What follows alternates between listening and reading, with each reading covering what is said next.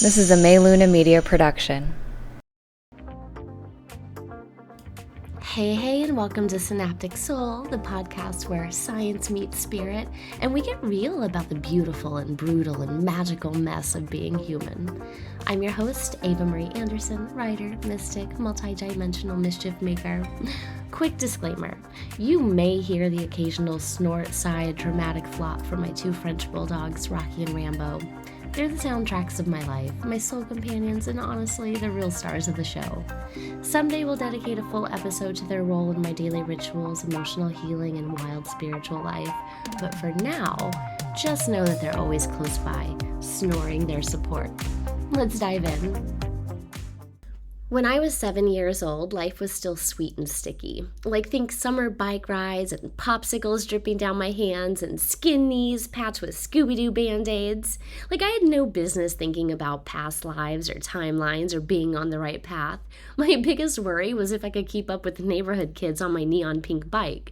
But then came the moments. We had ventured into a part of town that I'd never been to, and it was fresh territory, new houses, unfamiliar streets, totally uncharted kid map. And as we pedaled along, I got this sudden wave of familiarity that didn't make sense. It was déjà vu. And not that little flicker that you get when you're convinced that you've seen a TikTok before. This was a whole body takeover. I knew that cul-de-sac. I knew that dog was about to bark before it even opened its mouth. And I knew that crack in the sidewalk 2 houses ahead. And in that moment, 7-year-old me thought, oh, I've been here before. I'm on the right path. And now pause for a second, because what 7-year-old is out here contemplating cosmic paths?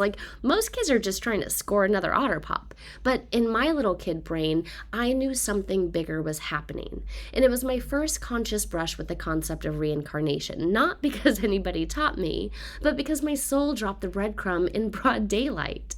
And isn't that how it usually happens? Not in a monastery or a past life regression session, but in the middle of regular-ass life.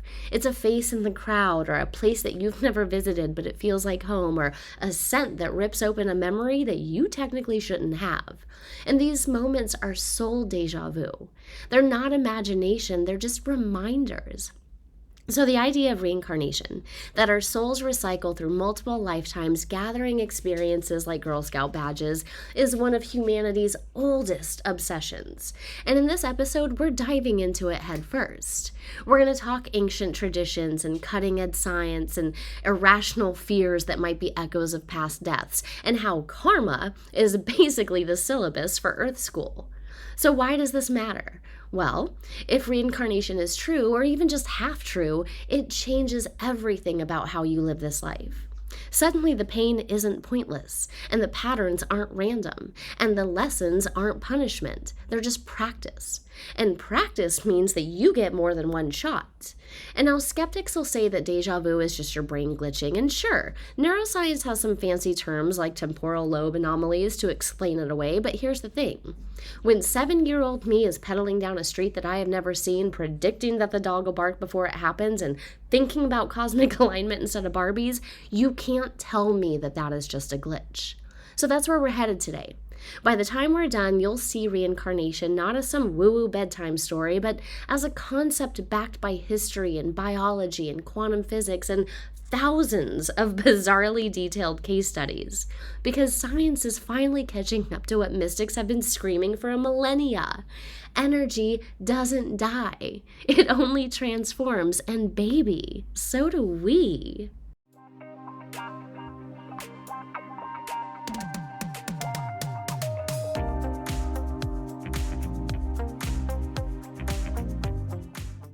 Reincarnation is not a TikTok trend. It's not even a new age invention from the 1970s. It is older than the pyramids. It is older than organized religion.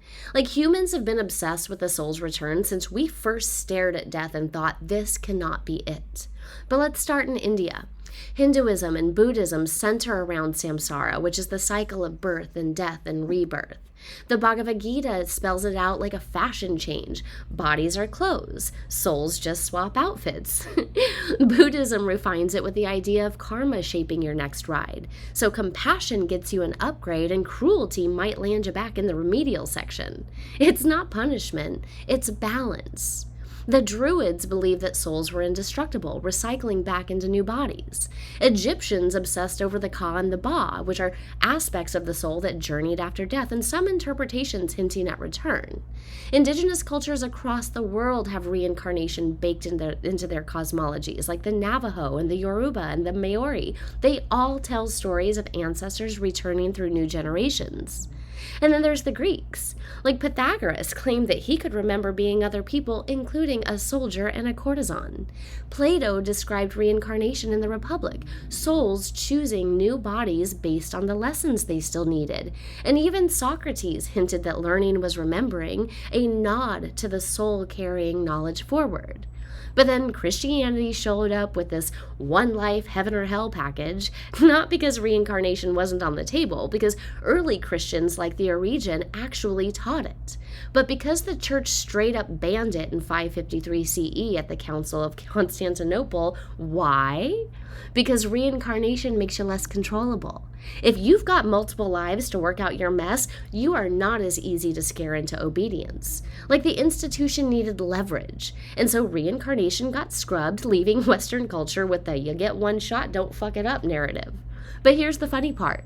Even though it was buried, reincarnation kept showing up in mystical offshoots. Like Gnostics whispered about it, Kabbalists hinted at the Gilgul, which is the transmigration of souls. Sufis sang about it in poetry. Even some indigenous Christians quietly folded it into their worldview. So when skeptics say reincarnation is woo, they're ignoring the fact that the majority of the world's cultures and philosophies have embraced it for millennia. It is only Western industrial society that's like, nah, one shot and you're out, which honestly sounds less like truth and more like bad marketing. And if history shows us anything, it's that humanity has always known deep down that death is not the end. It is just a costume change. This episode is brought to you in part by one of my most favorite humans on this spinning planet, Morgan Garza, and her book Soul Magic. If you've ever felt like your power was just waiting beneath the surface, or like there's something ancient and electric inside of you ready to be reclaimed, then this is the book that helps you remember. Soul Magic is not just a read, it is a summoning.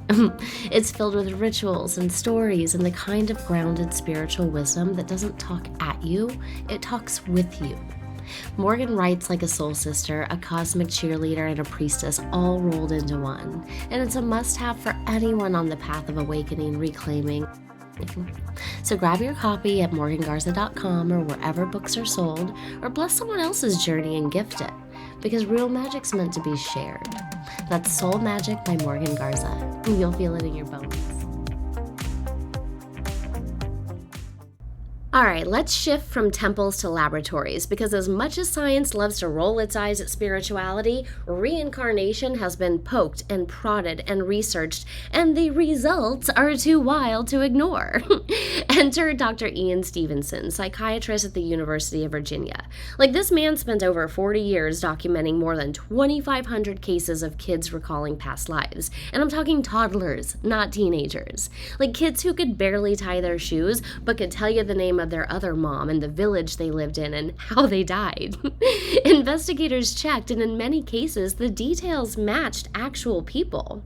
Like, there's one boy in India remembered being murdered in a neighboring village. He gave the killer's name, the weapon, and even the exact streets. Investigators confirmed it. Another child in Burma recalled being a fighter pilot in World War II, describing aircraft details a preschooler should not know. And even weirder are the physical marks. Kids were born with scars or birthmarks that match their supposed deaths. A child who remembered being shot had a birthmark in the exact spot of the bullet wound. And then others carried phobias directly tied to their stories, like terrified of water, claimed they were drowned. Terrified of cars, claim they were hit.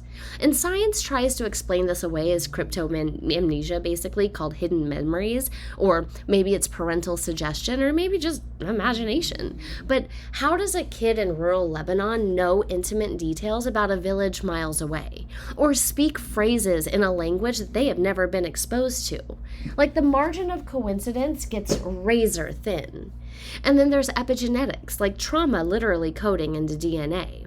So descendants of Holocaust survivors carry altered stress hormones. Grandchildren of famine survivors show metabolic changes. So maybe some past life memories are maybe they are actually ancestral echoes. But again, that only explains part of it. And then physics jumps in too. Quantum theory reminds us energy cannot be destroyed. Consciousness, if it's a form of energy, doesn't just vanish at death, it transforms. And scientists like Stuart Hamerhoff and Roger Penrose even theorize that consciousness is quantum. It's tied to microtubules in cells, meaning that it can transcend physical death. So the evidence stacks up. Children recalling impossible details, DNA carrying trauma signatures, physics saying that energy transforms and not dies, and science hasn't proven reincarnation, but it is definitely circling it like, we don't know what the hell this is, but it is not nothing. And the juicy part is that reincarnation is where science and spirit are actually starting to flirt.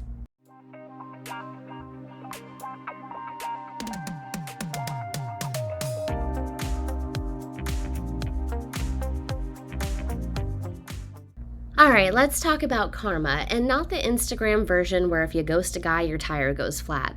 Real karma is not cosmic punishment. It is energetic math.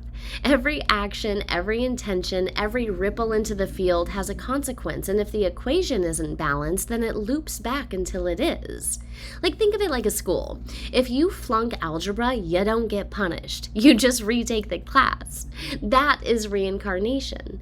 Earth is remedial algebra, and your soul is just trying to pass. And some of y'all have been in karmic summer school for lifetimes. That's why people get stuck in repeating cycles like toxic partners and money struggles and health crises. Not because the universe hates you, but because the lesson hasn't yet clicked. And from a soul perspective, you literally choose these experiences to balance energy and evolve. From a neuroscience perspective, it mirrors trauma healing. The nervous system repeats patterns until it learns safety. Therapy calls it repetition compulsion, and mystics call it karma. It's the same principle, just a different language. But here's where it gets empowering. Karma isn't just payback, it is growth. Like, you come back to try to love again where you once chose fear, or to use power responsibly where you once abused it, or to speak up where you were once silenced. Every life is another chance. The soul, according to mystics, chooses parents and environments and even struggles to tee up the right curriculum. Like, science may scoff, but psychology actually echoes this. People unconsciously recreate early wounds in adult relationships not to suffer, but to try to resolve them. Like, the psyche is wired for repair, and the soul is too. So next time you're cussing out the universe for putting you through the same shit again, maybe pause. Maybe the question isn't why me, but what's the lesson that I'm missing? Because Earth doesn't let you skip classes, babe. You either learn or you repeat. And the good news, every attempt rewires you a little more, spiritually and neurologically.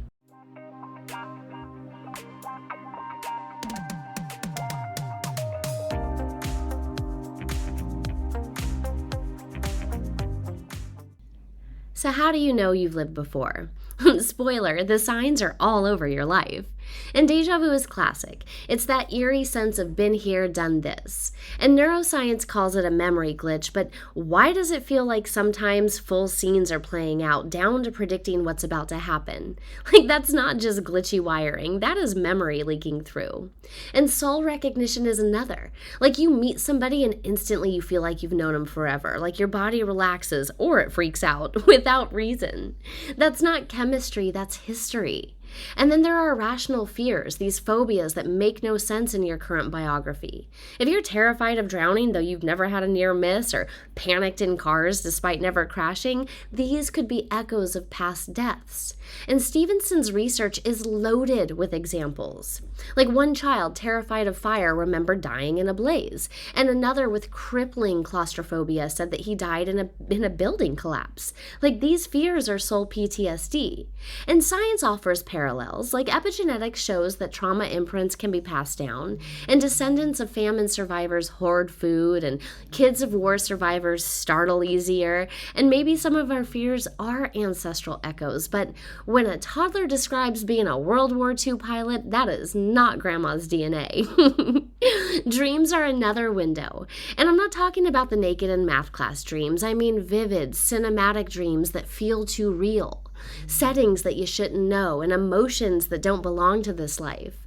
Carl Jung called it the collective unconscious. Shamans call it memory. Either way, your dreams may be sneak previews of past chapters.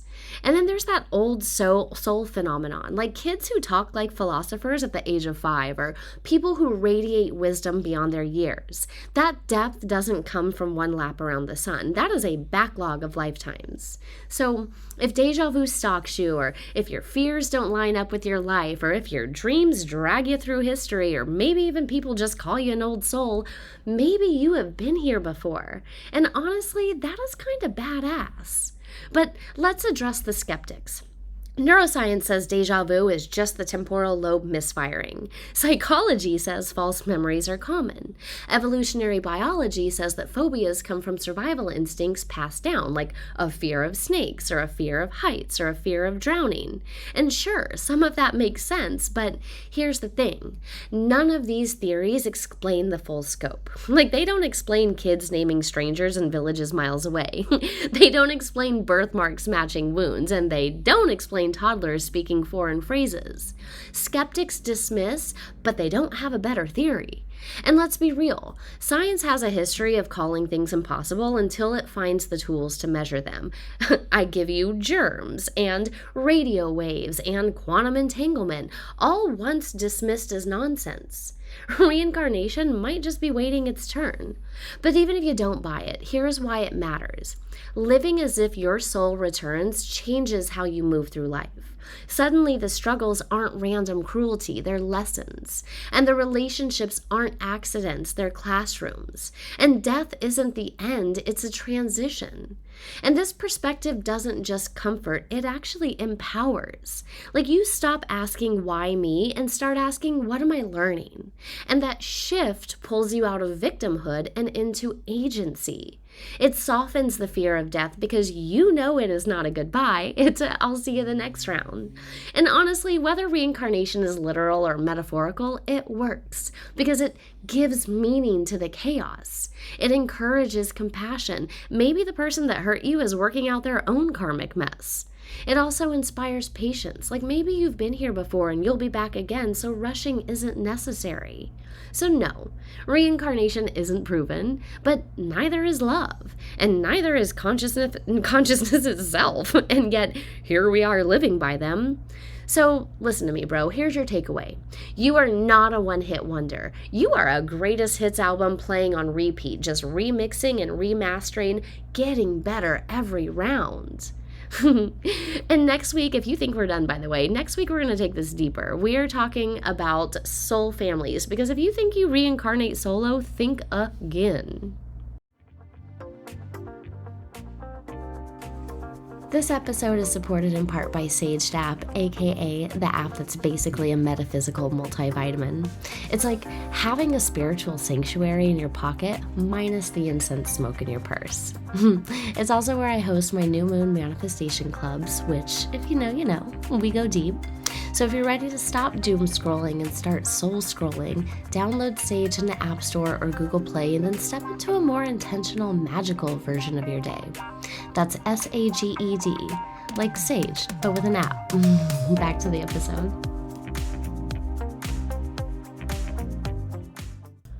We spend so much of our lives afraid of death. It's that big bad wolf at the end of the story. But reincarnation flips the script. Death isn't punishment, it is graduation. It's a costume change. It's just a portal from one chapter into the next. And near-death experiences back this up.